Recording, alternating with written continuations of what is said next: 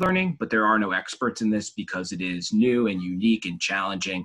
And so your experiences have really great value to us as well. And we just encourage an open dialogue and open learning from everyone here. So thank you for all being here. So additionally, as a brief introduction, Greg Fredricks and I have oversight responsibilities at PNW BOCES for two different blended learning projects. The OC21 project has been a secondary high school project that has taken place over the last 9 years in conjunction with learner-centered initiatives and our local RIC. So Randy Hall and Diane Cunningham, myself, and now Greg have been working on this for almost a decade. So I can't say that we have all the answers, but we're hoping to share just a couple of lessons learned today, and then we're going to expand this conversation as we move forward over the next couple of weeks. So please feel free to ask questions, raise your hand. Greg, I'm going to ask if you could monitor the chat and the hand raising part.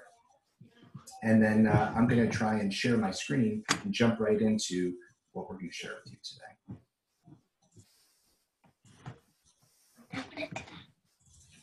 Daddy, why did it not work?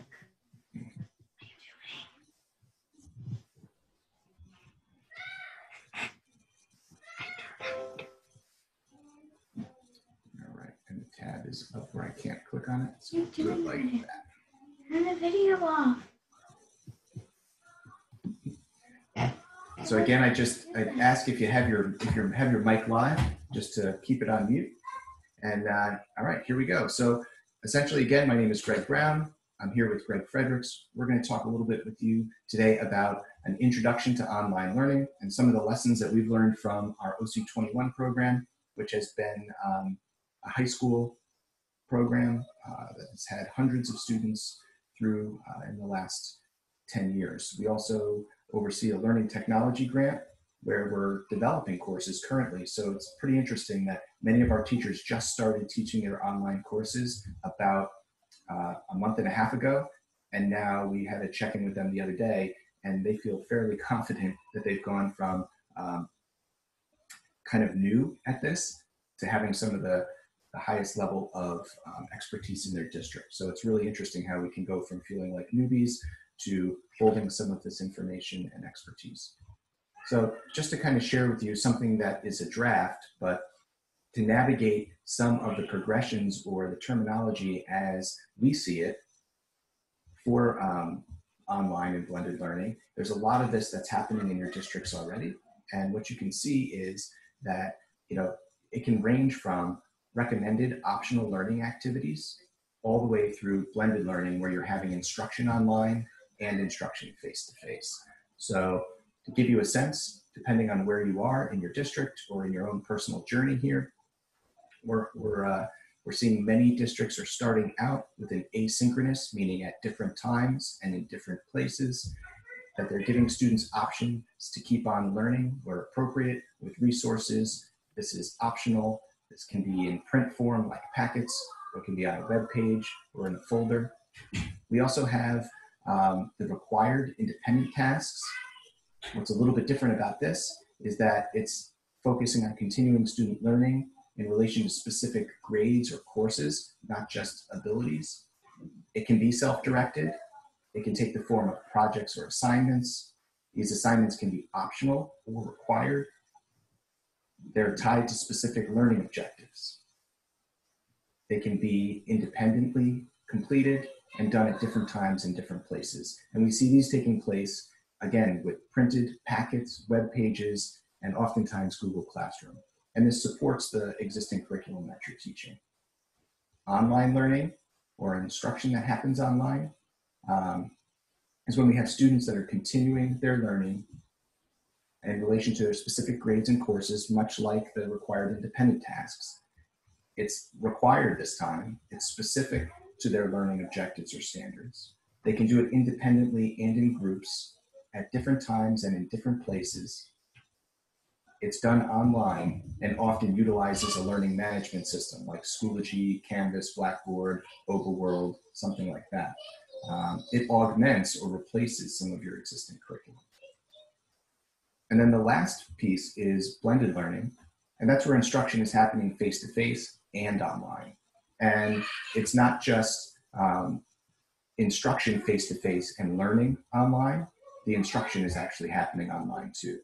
So this happens again asynchronously at different times. It happens synchronously, sometimes at the same time. It can be done face-to-face and online, uses a learning management system, but often replaces existing curriculum or is designed very specifically for that blend between face-to-face and online. And just to reference what mine and Greg's experiences have been, so with OC21, which you mentioned, and with the Learning Technology Grant, they're both examples of blended learning. But even within that idea of blended learning, it runs the full spectrum. So OC21 is primarily online instruction with 3 face-to-face meetings. The blended learning that Greg is managing through the Learning Technology Grant looks more like a traditional classroom. You can almost think of it as kind of moving from the minor leagues to the major leagues. But the idea of giving teachers and students support of meeting face-to-face, but beginning that idea of navigating what could eventually become more online instruction. So even within these broad categories, it can look very, very different. But navigating the terminology is a challenge for us, and we just kind of wanted to give you the base level too. And thank you to Greg for creating this draft to help us kind of in our learning today. Thanks, Greg. So I am right now unable to see the chat. Oh, there it goes. I figured it out. So, so thank you, everyone. I'm going to ask again, like Greg, if you don't mind taking a look at the participant list and the chat and maybe chiming in if people are raising their hand or have questions, because I'm going to try and navigate the presentation portion. Sound good? Absolutely. And we don't have any hands up now. But again, the way that this type of learning works best is if we hear from you. So whether you have a question and you feel comfortable putting it in the chat, and then I can verbalize it to Greg, or if you'd like to raise your hand, please participate. And I know we had some additional people who just joined in. Steve Corbett from Louisiana. Thanks for joining, Steve, who's been navigating some of this with the charter high school that he runs. So anybody who does have any thoughts, please feel free to chime in and to share your thoughts. All right. So lesson 1 from our experience with blended learning is to over-communicate. And this is something that we've spent a lot of time getting right, because we spent a lot of time getting it wrong. So one of the things I just wanted to bring forward as a discussion point is that a mass email, a posting on a discussion board, a whole class announcement, or a tweet out to lots and lots of people is easy in function. But is it really communication? So in our opinion, and from our learning, a message becomes communication when it's received and responded to. In other words, communication is a two-way street. So what we're really striving for in any type of online learning scenario is more than posting something and then posting something to somebody else's post necessarily, but really having a digital dialogue that's a two-way street. So what I wanted you to do is just take a moment to think about how you communicate in your brick and mortar classroom, some of the things that you do right now, and then share your thoughts in that linked Google Doc that Greg's going to throw in the chat again. So I'm going to give you about 2 minutes, and I'm going to open up the Google Doc myself.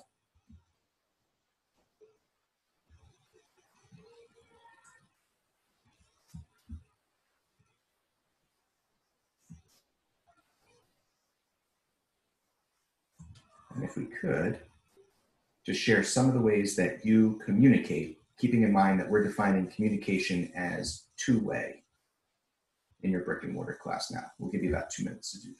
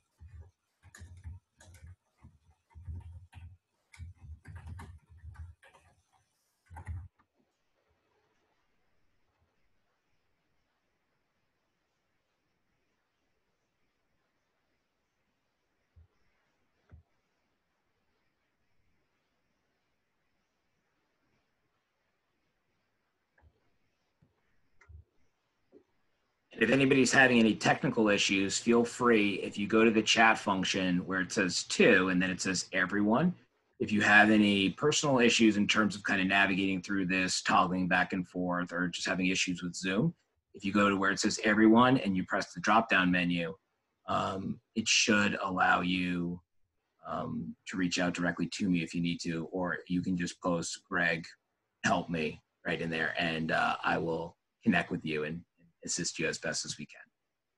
But we got a great list going so far. Please keep them coming. Just think about any kind of communications. Think about implicit communication, explicit communication, and think about, you know, from the time that a student greets you at the door, right, until class is dismissed, how many different ways and modalities we may use to communicate with students. Think big and broad here.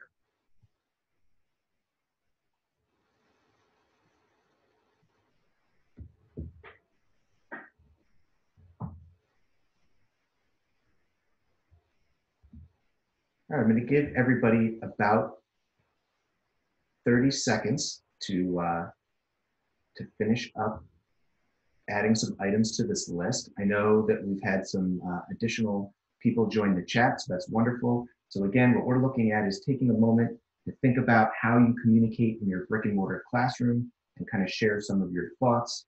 In a moment, I'm going to open it up for those of you that added things here to raise your hand, and we'll practice having Greg Fredricks maybe facilitate the raising our hand and the sharing of some of the things that we do that make us successful communicators in our classroom now. Then we're going to transition to how we plan to communicate in a blended or online setting. And then we've listed some examples of online communication that has worked, and we can talk about tips and tricks and maybe troubleshoot or answer questions from the group. So again, about 30 seconds to add to the list, and then I'd ask Greg to facilitate the discussion. And just for those of you that entered late and maybe, again, aren't as familiar with Zoom as a platform, if you go down to the very bottom of your screen, there is a participants button. And if you press that participants button, it does toggle a list of everyone who's in here. And then that does give you the function of being able to raise your hand if you need to. And that'll be helpful for us to just be able to see who's raising their hand and make sure that everybody's voices are heard and valued.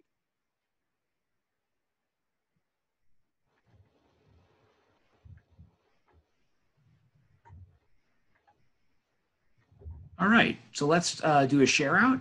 If you'd like to share out, please feel free to just click that little raise hand button. And I'm just gonna toggle back and through the list. If anybody would like to share out a way that they recorded that they feel that communication really is effective within the traditional classroom brick and mortar environment.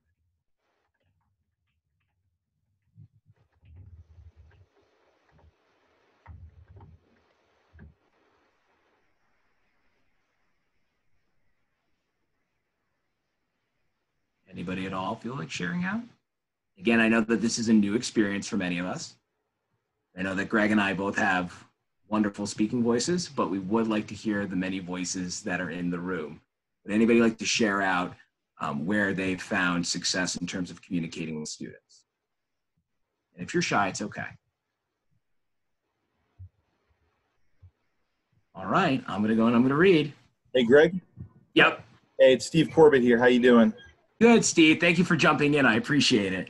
Of course. Just wanted to jump in on that question and say, I think one of the most important things in a brick and mortar classroom that translates over to online learning is economy of language. Just making sure that we're not over communicating what we're saying, but we're being very, very specific in what we're asking our students. And so when we're communicating in a classroom and we're being very precise or explicit with regard to the requests that we're making, we're not ending up getting more questions or needing to provide more clarity. So in a standard classroom, you can provide that clarity pretty quickly if you aren't very clear when you're questioning. But in an online classroom, it's going to take up a lot of your time to have to answer lots of questions if you weren't very precise in the beginning. So from a communication standpoint, my advice would be economy of language, keep it short, but be very, very explicit and very precise. And that way it's going to save you a lot of time on the back end. Thank you, Steve. And I think that that does have real value. And I think just to kind of add to what you said, and I think that you were kind of intimating it, The idea that we also send information just by our physical presence, and we gesture a lot. And those gestures sometimes help us specify what we are trying to communicate. And certainly that can be lost, especially if we're not doing like synchronous real-time instruction. So thank you. That's a very powerful point. I appreciate that. Other thoughts?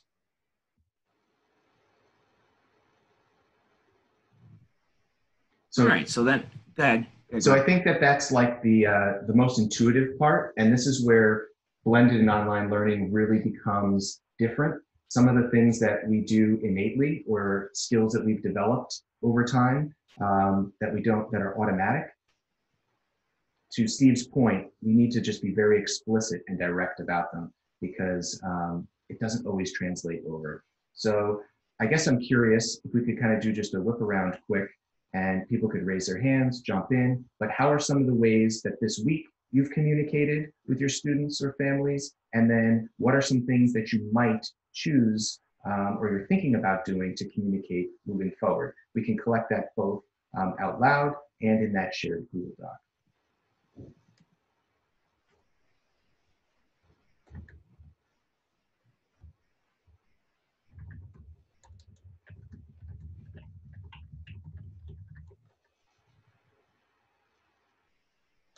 Again, this doesn't have to be anything fancy, anything unique, but how have you communicated with students this week, if you have at all? And while we're compiling that list here to sort of share, just for time's sake, I'm going to jump into some of the examples that we have here and maybe explain them a little bit. So one of the things that we learned very early on is that we often would ask students if they had any questions, and our checks for understanding became very limited when we went into an online forum. So what we've learned to do, which is a little bit different, is we don't ask if anyone has questions. Instead, to Steve and Greg's point, we ask very explicitly instead for students to confirm that they don't have any questions. And what that does is a little bit different. So we would have instances where maybe technology was failing for students and, or that was interpreted as, they've gone away or stopped communicating. And then we would use the same communication tool to ask if there's any questions. When we did student surveys, twice a year over the last 9 years, what we found from students was that they had a fear of asking questions because they thought that that might signal to the teacher that they didn't know what they were doing and it was assumed that they should, or, and this one really got me and was probably the most predominant when we asked these questions of hundreds of students, was they felt like they were bothering their teacher. So what we do is we communicate very early and often that we want your questions and that we're going to actively check to see if you don't have any. And that can be a really quick, in a learning management system, I don't have any questions.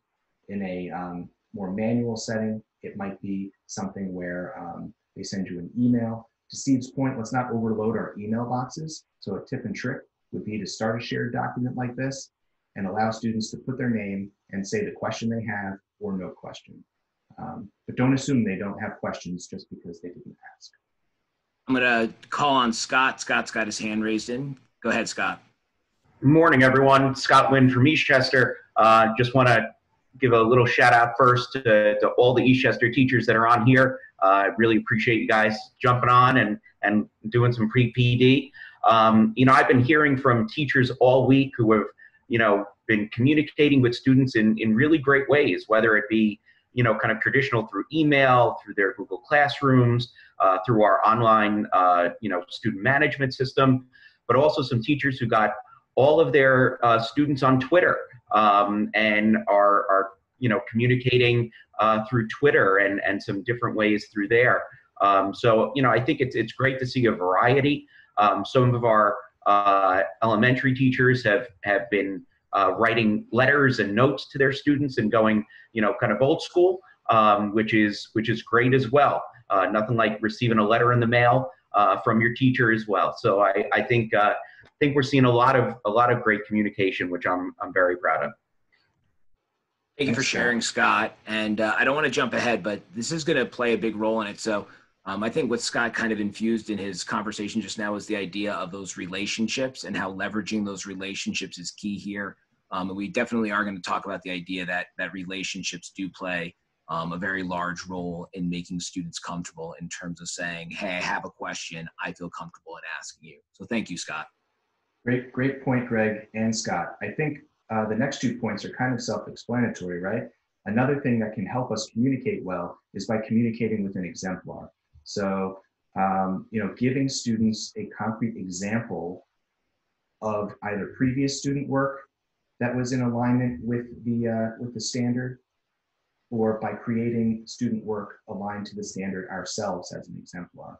And giving students the opportunity to respond, maybe not create their own, but respond to the sample or exemplar that you gave them, and then having them write to you about how they would improve their work in alignment to the exemplar. So this revise and resubmit cycle starts to show growth. So in a time when we might not be grading things as we've done before, this is a great opportunity to track, and this can be, again, in the Google Doc, it can be in an email chain, it can be in a lot of different, using a lot of different tools, but here's the exemplar, here's my submission, here's my feedback as the teacher, here's how I'm going to use that feedback as the student, and you can really show and mark growth over time. The last one, my first or second year teaching, my principal sat down with me and we were talking about student engagement. And he said to me that students are always engaged, Greg. And I kind of looked at him. He said, just not what you're doing. And kind of gave me a chuckle. So there are certain challenges with communicating and distractions that exist in a realm like this. So if you're right now looking at your email or you've got something else up, that's normal. But understand that that YouTube video of the dog eating the slice of pizza is going to distract your students from some of the work that they do. So that when they go on to look at the things that you're doing or you've asked them to do, keep in mind that there's going to be other distractions out there. So we got to try our best to make sure that our communication facilitates engagement with what we're asking them to do.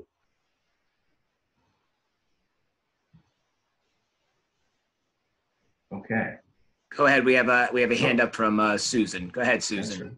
Yeah, hi. I just going back to the communication piece and using an exemplar. I just wanted to share. I've been trying to learn as many new things as I can during this time when we're not in school, and I learned how to record a Google Meet.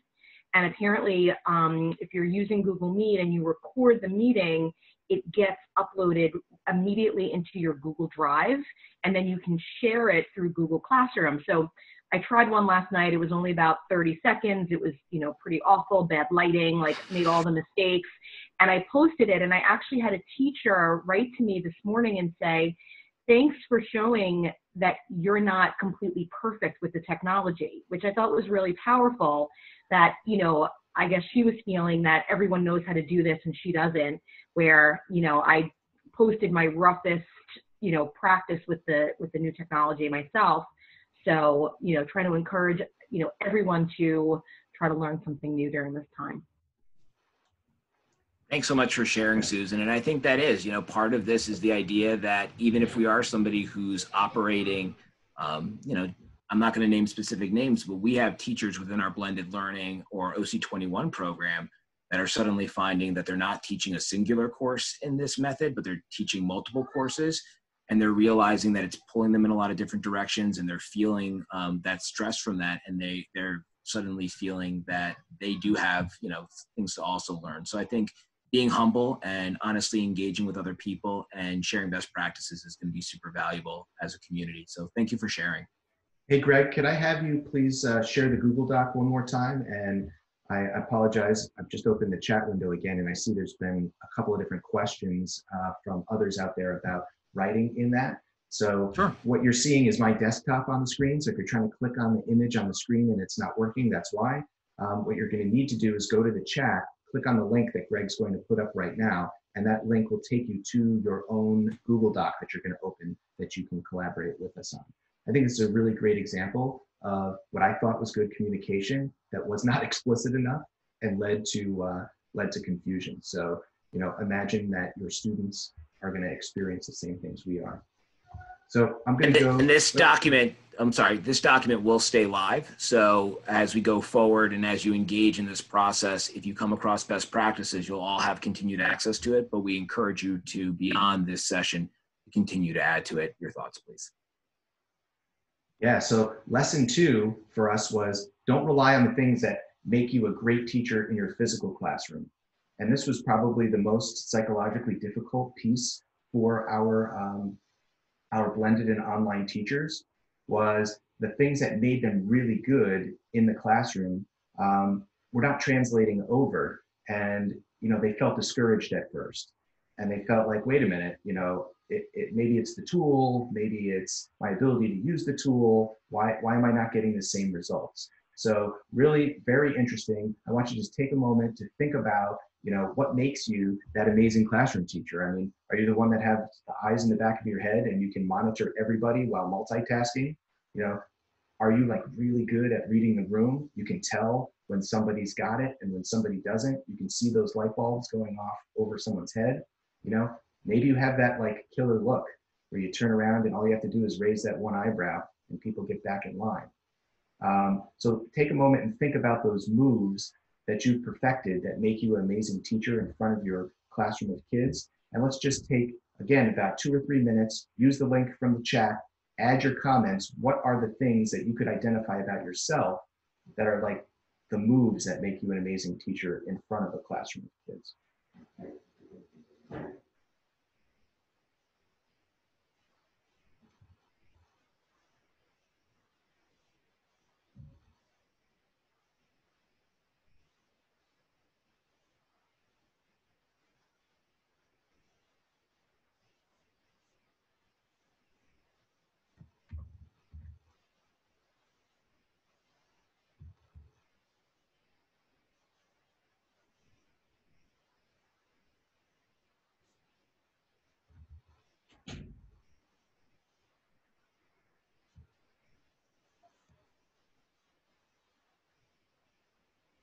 No, I was able to do it before.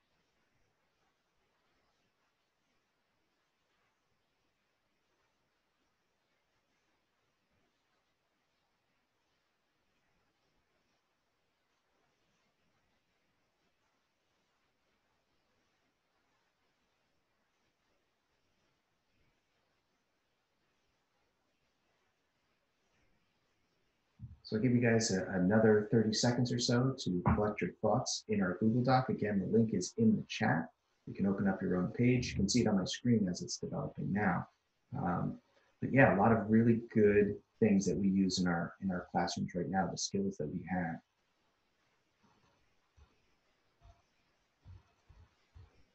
We'll practice the same protocol. I'll ask in about 10 seconds or so if anybody would like to share out some of the tricks of the trade or the quote unquote moves that you use in the classroom. And again, the purpose of this is to start thinking about how some of these best practices or what you've become known for maybe with your students may translate differently in a blended or online environment. So that's kind of the thought process we're going to go with. So I'll open it up right now. Would anybody like to share a move or a best practice or a quote unquote trick of the trade that they utilize in their classroom on a regular basis to communicate, connect with, or deliver instruction to students?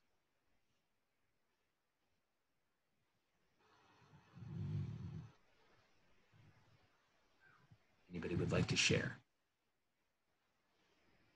So I know we have some of you that are maybe here with your screen off. Again, if you want to turn your camera on if you have one so that we can see you, and I would encourage you to participate. This is an easy one, so don't hesitate to chime in. Oh, we had some hands raised. Go ahead, Dina. Dina, please share. Go ahead. Oh, Dina, just unmute yourself.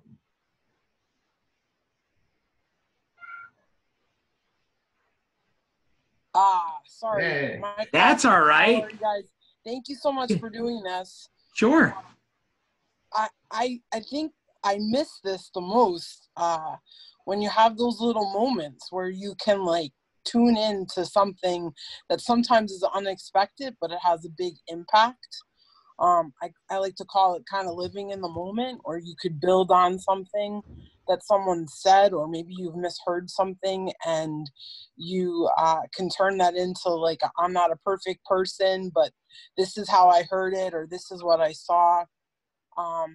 And like you could feed off the energy that they're bringing, or make it relevant to something that's like happening in the classroom, in the school, in our community, in the world. And I miss that. Like it's just like a flat, it feels like a flat experience right now, and it's boring. So how do we bring, I know I'm kind of rambling, but how do we bring that to something that we're going to possibly expect it to do when communicating with them or trying to teach them, and you have nothing to feed off of like you do in a live classroom? Does that make sense? No, absolutely it does. And I think that there's no perfect answer. And thank you for being so honest and open about it. There is that nuance, right? There's that emotion that kind of runs through the room, and that shared community. You know, you used the word community, I think 2 or 3 times as you were speaking. And that's a challenge. That's a challenge. And there is no perfect answer. And I think to a certain degree, we'll talk a little bit about relationship building in a second. But a lot of that is going to be thinking about how you've developed relationships up to this point, and then maybe how they have to transition. And I know that that's not, you know, the answer you probably wanted to hear, but it's going to be thinking about the relationships you've developed and how they now can change or become new or unique. Tony, you also had something to share. Go ahead, Tony, you just have to unmute yourself.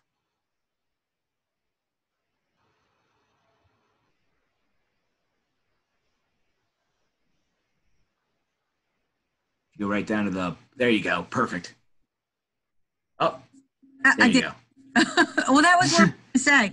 I've been communicating with my students through email and messaging, and I've told them that we're all learning together. And if they have suggestions or they'd like to share something, let me know. And I also have an email time right now between 2 and 3 where we just go back and forth. But in the classroom, I like to celebrate their effort and, you know, promote a feeling of success to try to get them to continue trying. I don't know how I'm going to do that on here, but I'm going to do it. Tony, I think what you're doing right now by setting boundaries and saying you can communicate with me through this medium, and that might be the only one you have right now, email, we're going to do it at this time, is a super important point. So communication and your move to connect with students can be most effective when time bound. And email lists, if you're using email, can be a really great tool. So sending individual feedback to people via their individual email, grouping kids into an email chain together, and having set up an email list for your whole class, per se. If you're using email, can be ways to differentiate where the communication and how you're making connections. So that's really, you know, that's really important. It's how do you get that humor? We can use appropriate emojis. We may not have body language, but we can use parentheses and say, you know, I don't know, smiling right now while you're writing your communication. So in a lower tech way, that's the way that we can do that. To push the envelope. Oh, sorry. Go ahead, Tony. No, I was going to say in the mornings I always do a web ding and I have them solve the saying that I put up there. So I've been adding that each morning when I write to them at my group email. Oh, that's great. You know, to try to keep it consistent with the classroom, but I'm hoping I could do Zoom now, so at least we can actually see each other. Yeah, another thing that we've learned from OC21 to help bring that personal side and that body language and that emotional intelligence that, you know, many of you have talked about already, and Dina had mentioned explicitly before, is record a message of yourself. Go on Zoom, open up a room, you're the only one in there, hit record. Google Classroom and Hangouts and a couple of other platforms do the same thing, but record yourself and then email a recording to the students. Instead of giving written instructions all the time, Right. let them see your face. And, you know, of course, check with your district administrator to make sure that you're not violating any district policy of communication, right? Some of us have gotten the okay to and have secured ways of communicating face-to-face with students, and others are being asked not to have student faces. So again, that could be a challenge. Ask your students to describe their emotions. So again, there's lots of different tools. Okay. Here's my legal disclaimer. The state guidance that came out both on Friday and at like 10 o'clock on Monday night explicitly states that Ed Law 2D in New York State is in effect for all of the things that we're using online right now. So just make sure that if you're using something that's free, that you check with your district. If you're using something that's district approved, just make sure that you're not collecting personally identifiable information from your students, like uploading student lists into third-party software that hasn't been approved by your district. So just to keep yourself and your district covered, lots of free tools now. Feel free to use them yourself. Don't upload your student stuff into it. Okay, thank you. Scott's on here. Hopefully Scott's nodding and I'm not undercutting what he's told you. No, Scott, no pictures, right? Listen, if you want to communicate with your students through Zoom, that is 100% fine. If you want to record a video and send it to your students, that's 100% fine for us here in Eastchester. So well, what about them going on and putting their faces on? As long as it's not public, I mean, you're not, if you're just communicating with them that way, I think that's 100% fine. You know, I wouldn't be taking, you know, I wouldn't necessarily take pictures of it and post it on Twitter, you know, for the world to see. But as long as it's, you know, something that you're doing with them, I think it's totally fine. Okay, thank you for answering that, and thank you for being on. So now I don't have to email you. No problem. And Steve had his hand up too. Go ahead, Steve. Hey, just quick, I just wanted to reiterate what both of you were saying with respect to just maintaining those relationships and communicating. I think when you look at the list that everyone put in, a lot of those things you can still do in a virtual classroom. Now, they're going to be a little bit imperfect, but I would say continue to use that humor, continue to form relationships. Someone put singing, dancing, smiling. You can still do those things. And so I just think what's most important is that if you have those strengths, you play to those strengths, but you do them virtually. And that's what your kids are looking for. That's going to be the normalcy that they need at this moment. And I would just encourage people to continue to play to the strengths and not believe that they can't do those things because the platform may be different at this time. Absolutely. And I think, you know, you're hitting on that idea of the relationships that we've built. You know, I think that if this was the start of the school year, there'd be even more challenges, but the fact that your students know you, they trust you, they understand your approach, be authentic. And, you know, if we're going to talk a little bit about this, if you have difficulties in navigating the technology, be honest and open with the students. Having a little bit of vulnerability here will also reassure the students that this is new, that this is uncharted waters, and that will also help to build and continue to leverage that relationship. Thanks, Steve, for sharing that. Lindsay, you had your hand up. Go ahead.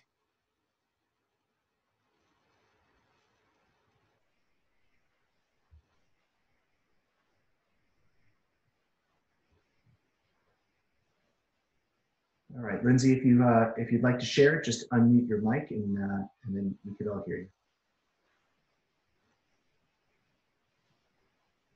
All right, so Lindsay, if you still have a question and you want to ask it in just a moment, I'm going to manually lower your hand for the time being. Just please raise it again and we'll connect you. All right, for the sake of time, I just wanted to be conscious of that. We're coming up on 9:50. I have a couple more things that we wanted to share with you, and then we're going to just share with you some of the other opportunities, because we're not going to get this all done in one day. So we have a whole bunch of things designed for you, and I want to get some feedback to make sure that if you want more information about this, we know how to reach you. and share some of the stuff that we discussed today and build on it over the next week or so while we're all home. And Greg, what I would say is if I can summarize slide number 3 real quick, just because we have had such a real great discussion. And I think that we actually skip over sharing this in the document for today. Sure. But what I would ask is that at the very end, we are going to do a survey. And one of the things that I would ask you to think about is the particular platforms that you're being asked by your districts to utilize. And if you're having questions or wonderings around that, it may actually be better for us to kind of target that based on the platform and to look for PD offerings specifically for different platforms. So really quick before we get to lesson 4, because lesson 4 is the relationship one, just understanding where you are in terms of utilizing the technology. So you have to have an understanding of whether your comfortability is at a basic level, is it advanced understanding. And remember, you're not only being asked to use the technology to deliver instruction or to place materials, but you're also going to be asked under these circumstances to help students navigate it. And so it's important to think about as you navigate the technology and use the technology, thinking about, hey, I can use this, I can post things up here, but am I also thinking about this from a student perspective and really being explicit, going back to Steve's earlier point, thinking about how you are putting up directions, how clear those directions are, and if you were a student, right, if you're stepping out of your own mind's eye for a second, would you be able to complete the tasks that you're being asked to do? And then also thinking about, if you're using, let's say Schoology, for example, but then you're asking students to complete Google Docs and you're asking them to access PDFs, thinking about whether or not they're going to have access to all those different modalities of technology. So thinking about and being really deliberate within the structures that are being provided to you by your district, and really thinking about how that instruction is going to look to a student and how a student may be able to navigate it. So just questions that I would ask you to think about, and then I'm going to ask Greg to toggle to slide 4. When we share that Google survey at the end, I'd ask you to think about the technology you're using, whether you're doing it asynchronous or synchronously, and are you just using it as a repository for resources? So are you using it as an instructional tool, or are you using it as a placeholder to store different resources? What challenges are you having or your students are having? What successes you're having and your students are having? And then what types of supports we might be able to offer you. Because we do have a wide variety, and I gotta share a positive here. We have consultants coming out of the woodwork left and right that have really specific expertise who are saying, where can we jump in? How can we support teachers? What professional development can we support for teachers? And just ask, and we will try to make it possible for you to receive. So Greg, I would ask you to go right to lesson 4, please.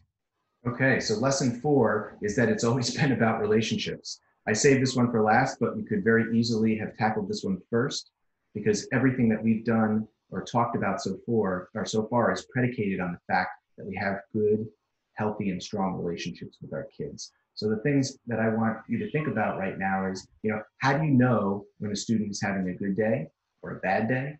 And in what ways do you or have you built trust with your students? So again, I think we're going to skip putting this in the Google Doc for now, but I want you to just self-reflect and think about how you build those relationships in your classroom. And then maybe we could have just a brief discussion on ways you think, and I'm happy to share some, that you can continue to build and even maybe strengthen relationships that you have with your students. I can speak for myself. I know over the last week, the relationships that I have with my team at work, with teachers and administrators that I've worked with in the past, with lots of people that I have had acquaintances with, has grown deeper and has been strengthened because of the challenges that we're facing collectively. So you have a real opportunity here.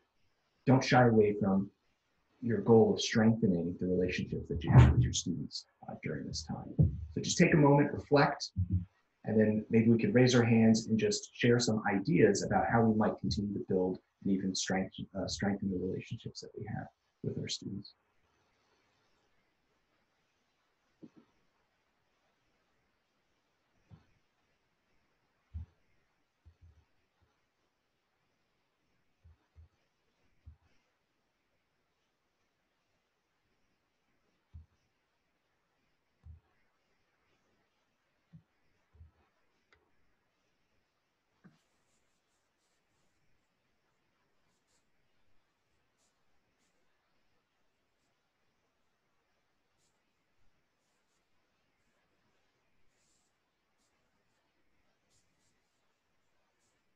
All right, I see some hands going up.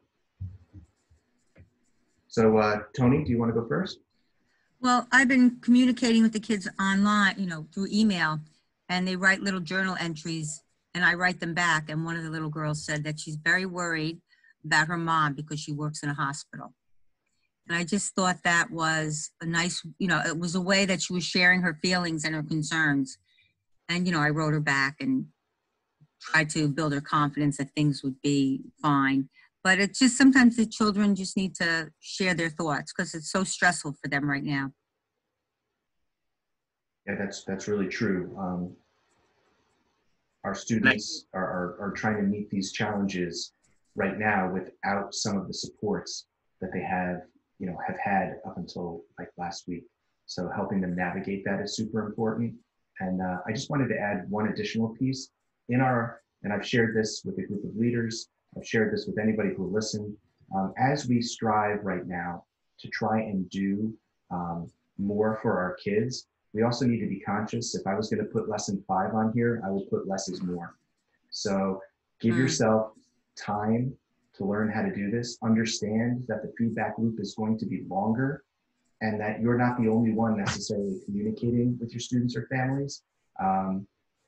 And as we all try to do best and make assignments and whatnot, let's try to be coordinated and let's try to be conscious of the fact that a high school student might be getting lengthy assignments from 6, 7, 8 different teachers in a day and what that might look like. So think about how your models might work, whether that's on a rotating basis, whether you have timed check-ins and whatnot, because you can damage relationships unintentionally by overtaxing our kids while we're trying to, even with the best intentions. So I just wanted to throw that out there.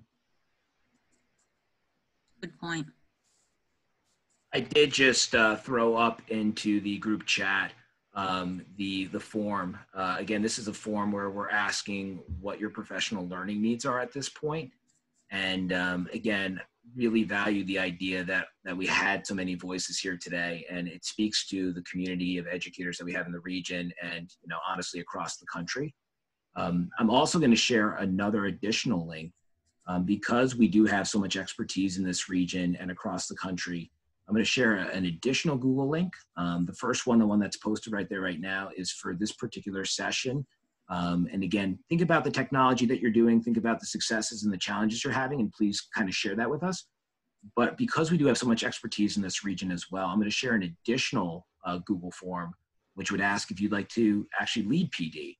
I think that there's a rare opportunity here for us to share best practice. And so I will also share that document out momentarily. But please feel free to think about where your area of expertise or passion lies. And Greg and I are willing to co-facilitate sessions with people, support people in whatever way possible, but just really look for opportunities to have this collegiality, this fellowship, and help build the sense of community during these challenging times. You can see on the screen right now is our slate of offerings. They've actually gone live while we were on today, and that can be found at pnwboces.org/PL to go, or PL on the go rather.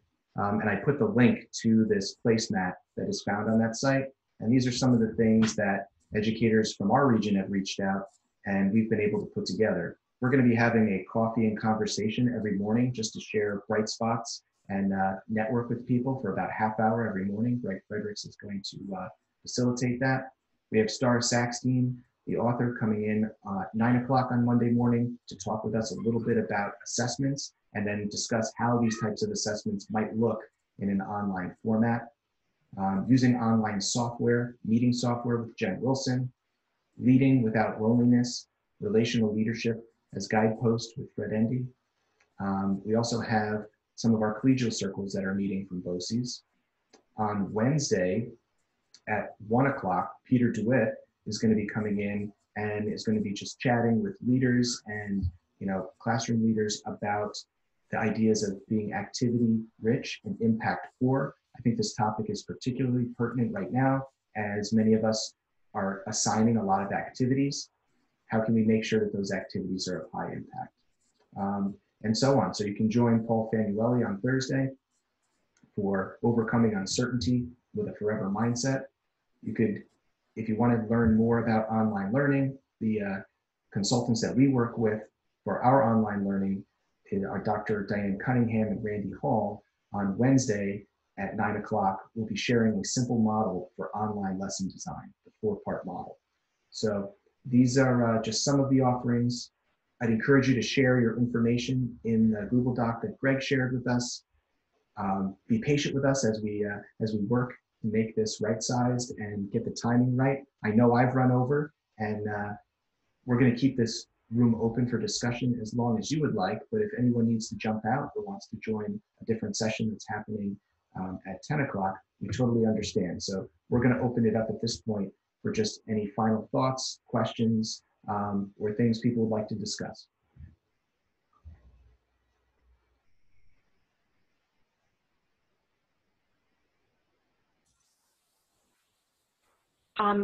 The link that you sent for the weekly schedule it's being blocked on my end. I don't know if anyone else is having that difficulty when you click on it. Maybe it's just me. Well, Susan, it did just go live, so I'm curious if it's not working correctly. So if you wouldn't mind testing it again, I'm going to cut and paste it in the bottom again here, and then let's see if it works. If it's not working, if you fill out the survey, we'll make sure that we push out the link. Oh, it's working now. Okay. Whew. Thank you. Well, I want to thank Jamie Molina at P&W BOCES for fixing and putting together all the links for these things at like 10, 11 o'clock. Yeah, it was like 10:30. It was 10:30 last night. This has been a real grassroots group effort and greatly appreciated. Again, if you click on the link up here, you can share your ideas for a session. We're going to be starting to fill the placemat for Wednesday or for Monday the 30th. We're starting that now. So if you have ideas, please feel free to take pictures of this, share it. We're using the hashtag PLOnTheGo to share and network with people on Twitter. So feel free to do that. And again, I'm going to just thank you for joining today and let us know how we can serve you moving forward, because we're going to get through this together. Thank you. Wonderful day, everybody. See you soon. And a good weekend. Enjoy your weekends.